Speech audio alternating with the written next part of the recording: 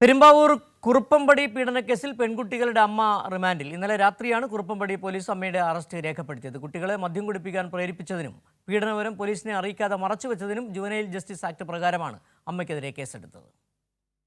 കുറുപ്പംപടിയിൽ പീഡനത്തിനിരയായ പെൺകുട്ടികളുടെ അമ്മയെ വിശദമായി ചോദ്യം ചെയ്ത ശേഷം ഇന്നലെ രാത്രി 10 മണിയോടെയാണ് അറസ്റ്റ് രേഖപ്പെടുത്തിയത്.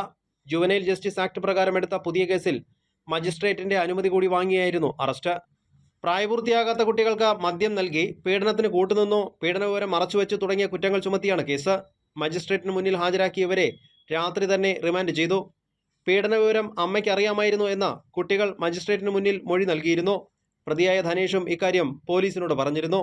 തുടർന്നാണ് ഇന്നലെ കുറുപ്പംപടി പോലീസ് അമ്മയെ ചോദ്യം ചെയ്തത്. ധനേഷ് തങ്ങളെ പീഡിപ്പിച്ച കാര്യം അമ്മയ്ക്കറിയാമായിരുന്നു എന്ന കുട്ടികൾ സ്കൂളിലെ അധ്യാപികയോടും പറഞ്ഞിരുന്നു.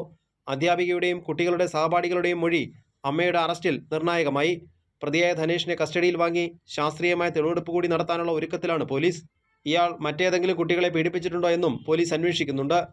കൈരളി ന്യൂസ്, കൊച്ചി.